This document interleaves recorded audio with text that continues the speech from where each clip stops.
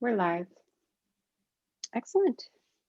So today we are here. It's Webinar Wednesday, and we're going to talk about our predictions for 2021, and which I think is really important for both buyers and sellers. We'll also talk. We'll launch off and talk about actually what happened in 2020, so we can put everything in perspective. And so that's what we're going to do today. I am going to actually. Bear with me while I fumble around. I'm going to share my screen. Here we go. So, play. See if I can press play and go back one. Okay, so I want to thank everybody for joining us in our webinar today, talking about predictions for 2021. We would love all of your questions. Normally, our team meets in advance and pre-thinks about what maybe some of your questions will be, but so we're going to be taking them on the fly. So my name is Laurie Williamson. I'm team leader for Homes North of Boston. Today, we also have Liz Muldrow. She's a buyer specialist on our team, as well as Melissa Brown. She's our marketing and operations person. So that's who we are. And we're from Keller Williams, by the way, in Lexington. So as I said, we're going to be talking about top housing market predictions for 2021 as we see it. And so let's start here. Bear with me. All right. So let's start with this. What happened in 2020? Everybody actually, I mean, people think they know what happened, but in real estate, it's actually kind of interesting. So obviously we went into quarantine, right? And to be honest, when we went into quarantine, the first thing I thought of was, how are we going to maintain selling and buying homes if we can't even go to the grocery store, right? So it was a little bit of a panic, but we did do a huge pivot. We really leaned into technology. And in the end, we ended up doing so much better in 2020 than anyone ever expected. So we went into quarantine. So let's just do like the little timeline to bring you into perspective. Um, Listings and sales dropped approximately 51.3%. So that's new listings coming on the market every single week. It was so dramatic. I mean, the world came to a halt. So we were in a seller's market, and then and and we had a shortage of inventory. Now we have a massive shortage of inventory. Um, we had been working with buyers, looking at homes on a weekly basis, writing offers, and about 30% of buyers stepped out of the market once we went into quarantine because a couple of things. They didn't really know what was going to happen with their job. And just like we were scared to go in other people's homes because of the pandemic. So that's what happened next. Then interest rates actually dramatically decreased, which caused an influx of new buyers coming into the market. Liz is going to talk a little bit about the profile of those buyers and why they came into the market a little bit later in this presentation. Those folks that did come into the market, those new buyers, about 38% of them were millennials. So maybe first time home buyers coming out of a rental, things like that. The other thing that happened is we really leaned into virtual 3D tours. We actually had buyers submit offers without actually physically going into a house, which was absolutely amazing to me, writing an offer on a house we'd never been into. Um, so that was actually pretty popular right in the middle of quarantine. At year end, our sales were actually down 6% in Middlesex County. Middlesex County is where we primarily work, but actually that's a really good number compared to where we were. And I'm going to show you. Let's see if I can do this. I'm going to reshare my screen. Let's see. Sorry. Dun, dun, dun. Can you guys see my screen? I unshared, right? Did I No, unshare? yeah, you did. Okay. We can't see All your right. screen. Okay. So what I'm going to show you is a PDF. It's actually pretty dramatic. Can you see my screen now? All right. So this is how dramatic the shortage of listings became. So I ran this report. It's called an on-market snapshot. This is today's January 27th. The report shows in all of Massachusetts how many listings are on the market. So we've got 2,853 listings on the market in all of Massachusetts. And that sounds like a good number, right? But then when you look at 2020, same time frame, 6,525. That's a massive change. So as you can see, even though we've got this shortage, massive shortage, sales, we were able to consume existing inventory, make up for some of the lost inventory that we didn't get, and we were only down 6%. So I think that's pretty amazing. Let's see here. I'm going to share my screen again.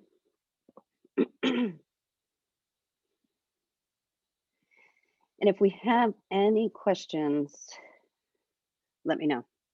Okay, so I showed you the market snapshot. So that's listings down 56.28%. So if you were a buyer, or if you are a buyer right now, and you're feeling incredibly frustrated, well, this is why. I mean, this is the biggest shortage we've ever had since we've been recording data for real estate. All right, so I'm going to transition to Liz. Let's talk about 2021 and some of the trends that we're going to see, what we expect to be happening. And then we'll move on and talk about how this impacts you, whether you're a buyer or seller. Great. So what do we think of 2021? So the first prediction that we are thinking of is it's going to be a really strong seller's market again in 2021, which means there is going to be the shortage of inventory and an influx of buyers. So the first thing I want to talk about is that winter is always the best time to sell. There's always going to be limited inventory in the winter months, especially now in 2021. So do you want to share that graph? Yeah, let me do that real quick. So I'm going to unshare this slide real quick, and then I will share Middlesex County. So first we looked at all of Massachusetts. Now we're looking at Middlesex County. So as of today, Middlesex County has 441 listings available for buyers. Last year at the same time, 817. That's a huge change. So if you're a buyer right now and you're feeling anxious, this is why. All right, we're going to go back to our slide. I love data, by the way, if you haven't noticed. Let's see, my slideshow is missing, so I gotta turn this off. Can you see that? No. No. Okay. Dun, dun, dun. I think sometime in the future, Zoom needs to upgrade their technology so this isn't so difficult. All right, there we are.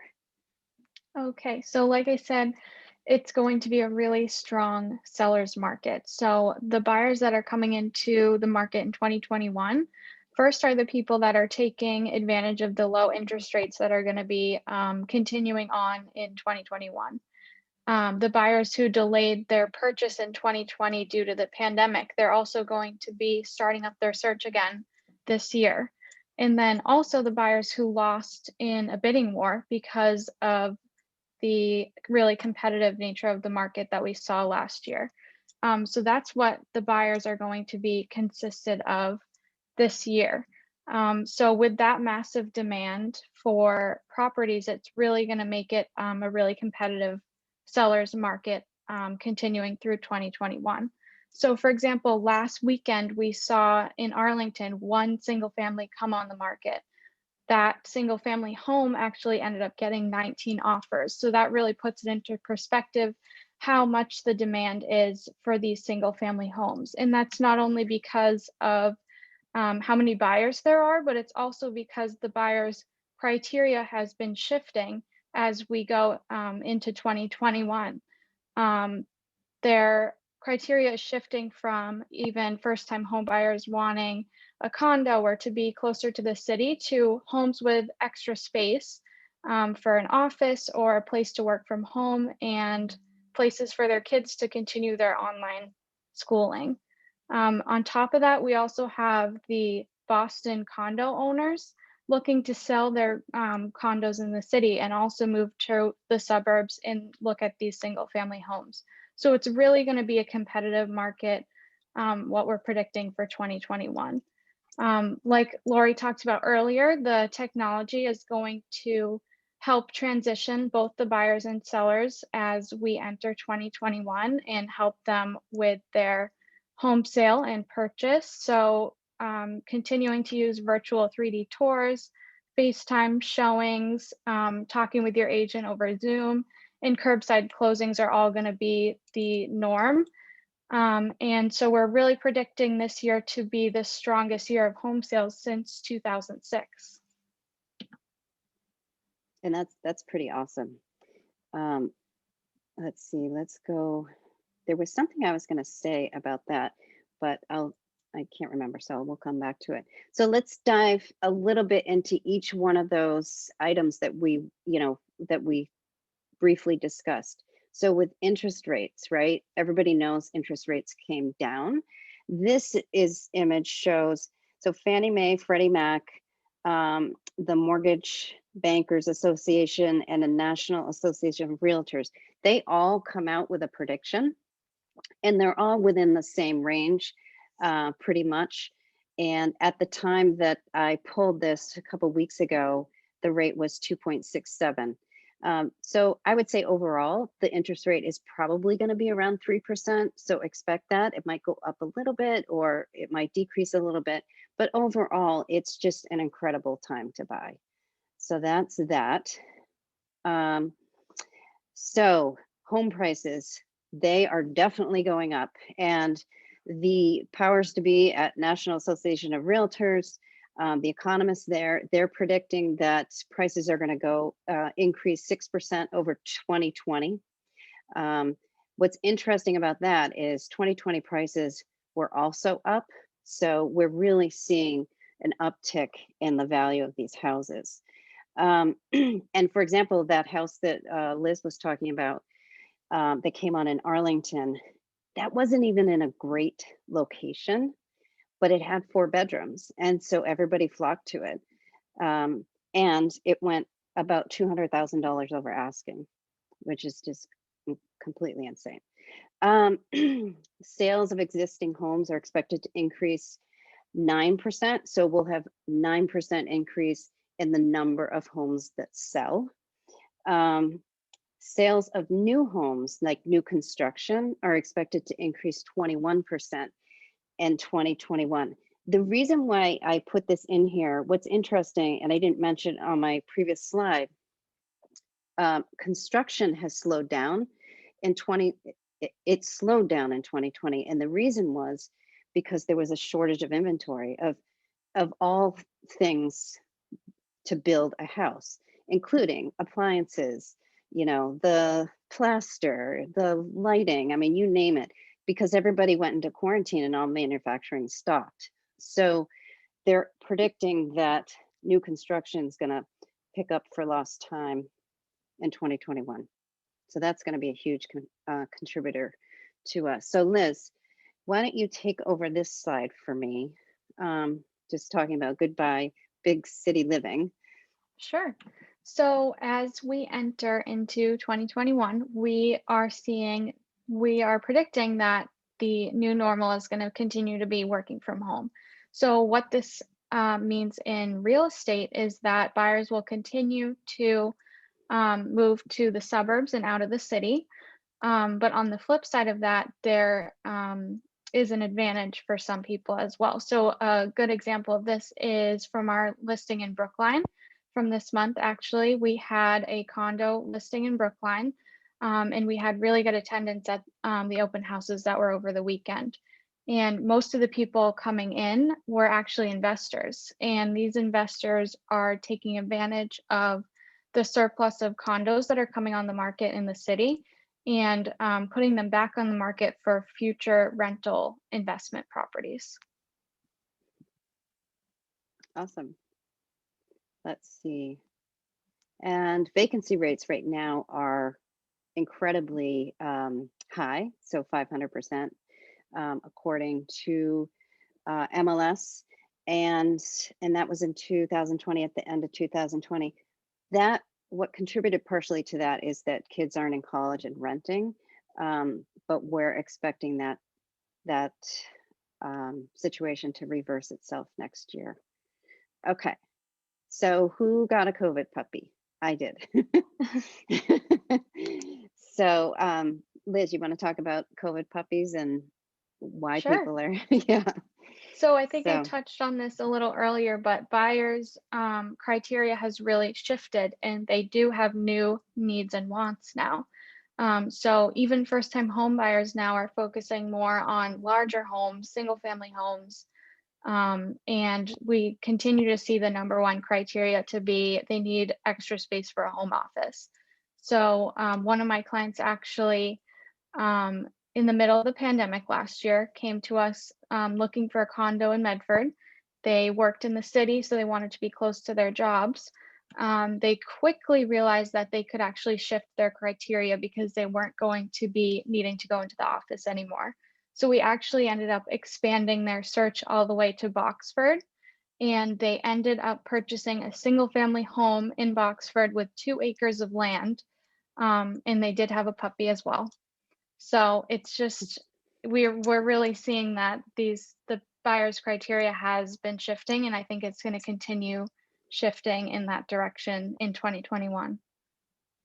and I actually had a buyer that they were looking for condos, and they just wanted to make sure their condo was near a dog park because they did have a dog. But then once we went into quarantine and that whole thing started to happen, they changed their criteria and decided, just like Liz's client, they wanted to move out to the suburbs and they wanted to buy a yard for their dog, not a house, but a yard. So it was kind of funny that that became their number one criteria.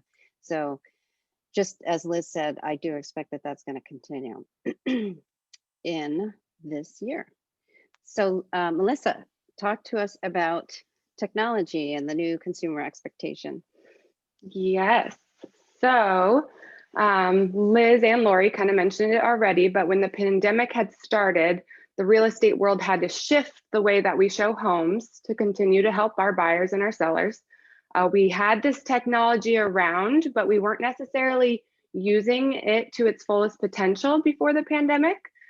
For instance, the virtual staging, that's become really popular. You can see the drastic difference between the first photo, which is the seller's original furniture, and then the second photo, which is virtually staged.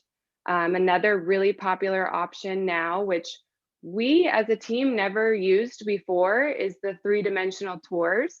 We have them on all of our listings now, really benefits sellers and buyers. Liz talked about this a little bit, the FaceTime home tours, where an agent walks around the property on FaceTime for their client. Really convenient for buyers and sellers. For buyers moving from out of state and don't really want to travel in and see the homes in person right now, that's super convenient. Just a quick statistic to throw in there too, in spring of 2020, 45% of recent home buyers reported that they made an offer on a home sight unseen. So that prediction is going to likely continue. That percentage is probably going to go up here in 2021. And what's funny is, correct me if I'm wrong too, Lori, is there used to be a lot of pushback from listing agents reviewing offers, and their buyer hadn't really seen the home in person yet. They only saw pictures online or tours. And now that's really not the case anymore. It's very, very common that buyers aren't seeing the house in person, but they want to write an offer. That's a very, and then, yeah, that's a very good point. Yeah, no, it's totally true. So yeah, it's the new norm. So then also what's made life very convenient for sellers, buyers, and all real estate professionals really is the Zoom video conferencing and being able to virtually move the transaction from that beginning initial buyer consultation all the way to close, all on Zoom. And lastly on here, the last bullet, open houses by appointment. I know this is a fan favorite from our team, especially, but jam-packed open houses, they're gonna likely be a thing of the past. I think buyers, sellers, and real estate agents really like that you have an appointment, you show up for your appointment, you get your 15 minutes, and then if you need to see the home again, you make another appointment. You don't have to hurry through a home and wonder if all these other buyers are going to be writing an offer. So Yeah, those are all really, really good points. So I have to say my favorite is open houses by appointment only, both as a listing agent and as a buying agent. When I'm a listing agent, I'm there, I'm letting one group in at a time. I can answer all of their questions.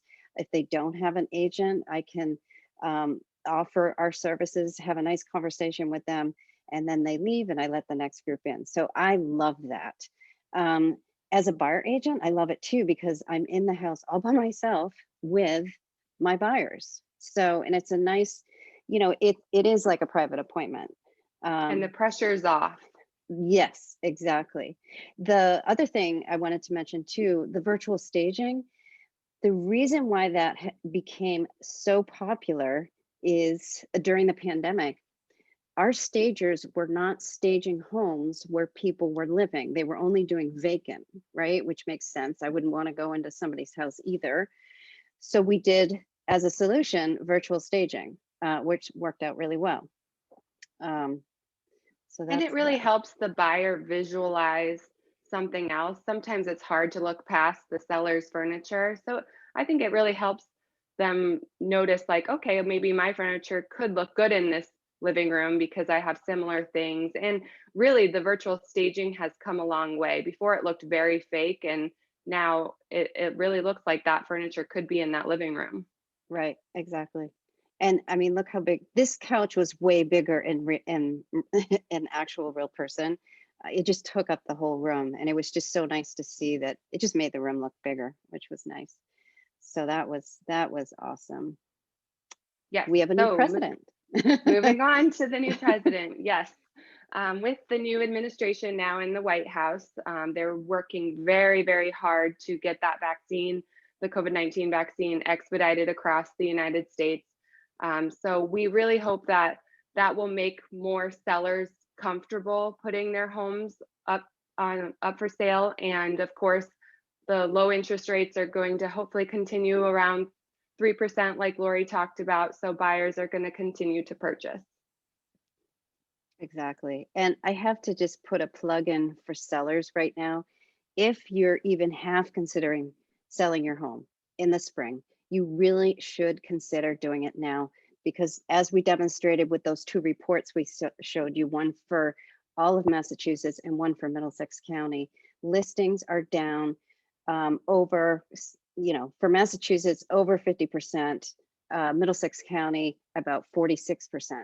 It's a huge shortage. So you put your house on the market, you're going to sell for a lot of money, and you're going to sell it fast. So anyway, so that's my plug for sellers. So let's talk about how will these predictions impact my search as a buyer. Okay. So normally what we do is we'll have a buyer consultation with all our buyers. We do it by Zoom. And the first thing we say to them is forget about spring market, throw that out the window. There's really not going to be a spring buying season. What we're hoping is that now that we have one by one listings coming on the market, that word will get out that you can sell your home at such a dramatic price over your asking price that more people are going to want to come on. So we're expecting spring market to come on sooner rather than later. Expect that every single time you want to look at a house, you need to look at the 3D virtual tour, as Liz described. You need to mentally prepare yourself. You are going to be in a bidding war. I mean, that's just the way it is. There's just not enough listings to satisfy demand. Decide what compromises you can live with. So with the example that Liz gave with that one house that came on in Arlington, it wasn't in that great of a location. It was surrounded by a lot of rentals, but you know what? It was the only single family that came on the market. It had 4 bedrooms, which is what everyone's looking for now, because they need that extra space. And people jumped all over it. Let's see. Oh, this is really important. Don't wait, right? Don't wait until spring, the quote unquote spring market when there's maybe 10 homes on the market and you have some choices. Here's what's going to happen. Prices are going to continue to go up. So if you wait, maybe a house that would have come on the market this week will sell much higher when it comes on in a couple months. So I would say just get into the game sooner rather than later. You might lose, but that's okay. But eventually you're going to win. Let's see. Determine what your budget is and stick to it. You know you're going to be in a bidding war, right? So you need to work with your real estate agent to determine, okay, this is my budget. I know I'm going to be in a bidding war. I know this is what the market value of the house is. I'm only going to go so high. And then don't lose sleep over it. And know that it's not the only house that can be your dream home, right? Let's see. This is really important. Limit your search to homes that truly align to your needs. So like, don't go look at a ranch if you want a colonial, right? You don't need to expose yourself to potentially COVID and the whole thing. I mean, just go to the homes that fit your needs. And let's see, you should, before you meet with your agent, really have a conversation with yourself and say, hey, these are the features that I really want to have. And your agent can help you moving forward as that 1 new listing or 2 new listings hit the market. Your agent can say to you, you know what, based on what you told me and your criteria, even though this house came on the market, it's probably not a good fit for you for one reason or another. Like, let's say you've got 3 cars and this particular single family has no driveway, right? So I guess the point here is to really listen to your agent. Determine your favorite locations. Know that you might end up being someplace else just because that's the only thing that's available. Establish a realistic timeline. I would say get into the market now. And again, set realistic expectations. Know you're going to be in a bidding war, and know that it's going to be disappointing, but also know that there are other dream homes that will be on the market, and stick to your budget. So that's what we have to say about that. And I love this little bedroom here. Liz is going to talk about the importance of partnering with an agent team during a time like this. So yeah, especially now, it's really important that you partner with an agent team that knows the specific area that you're looking in, that's really knowledgeable about the market, and that's really focused on helping you. So for example, our team, first of all, we 100% focus on your goals as a buyer or seller and help you achieve those goals. We consider ourselves problem solvers, especially over quarantine and 2020. We came up with a lot of different solutions for different problems that come up. We understand the local markets. So as a team, we actually analyze the data on a weekly basis. That way, when we get into a competitive situation, we know the best route to take to help you win. We're huge advocates for you as a client. One of the things that we do, especially when it comes time to write the offer, we actually reach out to the agent and we'll write a letter on your behalf about that you're just like a very qualified buyer, things like that. We also have a strong reputation in the market. A lot of other agents in the area know us and know that we're very professional and get the transaction done smoothly from start to finish. We are negotiation experts. We have many strategies to help you win, especially in the competitive market that we're in. And if you are in a bidding war. We have a large vendor resource network. So anything that you may need during the transaction, a lender, a home inspector, anything like that, or even after the transaction, like a painter or a plumber, once you move in, we can help you with that as well. And as you've seen, we consider ourselves experienced COVID-19 agents. We've been working with people from the very start of the pandemic, and we work under exclusive contract as a team.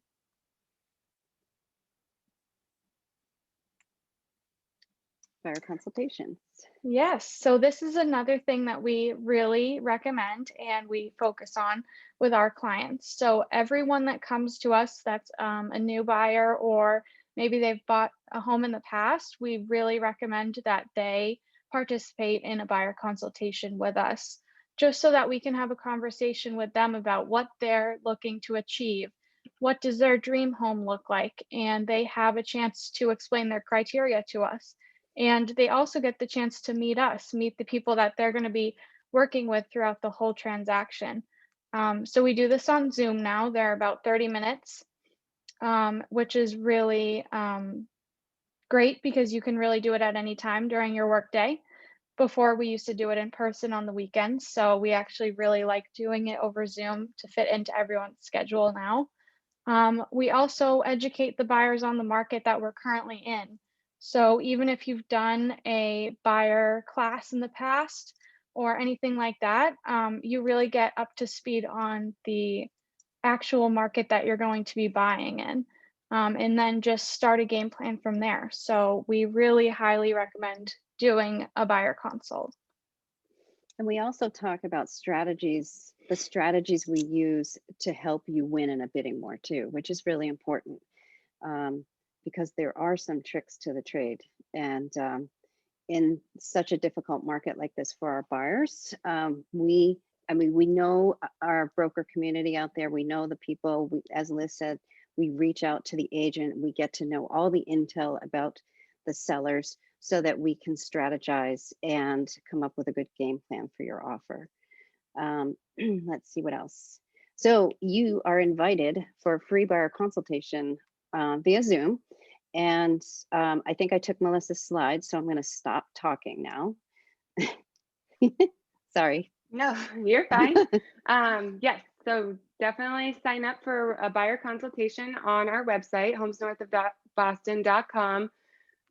Contact us or /contact us, and you'll have access to our calendar, and you can pick a time anytime that's available for you. Like Liz said, it's about 30 minutes, and we do them Monday through Sunday now. Yeah. The other nice thing too about the Zoom consultation is that we can meet you without your mask on. So, because it's awkward when we meet somebody with a mask on because you don't really know what they look like. And we get to know your personality too. And I think that helps us in helping you find the right home. Yes. So. Also, everybody should follow us on Instagram and like us on Facebook. We are on social media. We'll keep you updated on all of our listings coming on the market. We'll show you beautiful homes that Lori and Liz are showing their buyers every weekend. We give you monthly market updates. All of our events like this webinar are also posted on our pages. And the best part of all, we do giveaways, which today is one of our giveaways. So I have a list of everybody that's on the webinar right now, and we will draw a winner, and you will be receiving an email from me later today if you won. Oh, and I want to mention our survey. Everybody that's participated in today's webinar as well will get an email with a link to our survey. And if you fill it out, we will send you a Starbucks gift card. So really everyone wins for participating today. That's awesome. And if you want a copy of any of our slides or some of the graphs or charts that we showed you during the webinar, just let us know. We're happy to share it. So that's that. And here we are. So thank you for attending. We really appreciate it. We are really looking forward to working with our buyers and sellers in 2021. I think it's going to be a much less stressful state of affairs compared to the first day we went out when we were in the pandemic. I can remember how petrified I was. But anyway, so we really thank you for attending. We didn't ask for any questions though. Should we ask for questions? Maybe somebody might have a question. Yeah, if anyone has a question, go ahead and throw it in the chat. We'll wait a minute or so. Liz looks so cold in this photo. I know. That was So actually cute, though. the first snow of 2020. That's awesome. And I was At at a a home inspection. Yeah, that's awesome. And my buyers were from California, so they didn't even have snow boots. I felt so bad. That's funny. So, all right. I don't see any questions. Excellent. Well, thank you everyone for attending. And as Melissa said, we'll be reaching out to you after our webinar.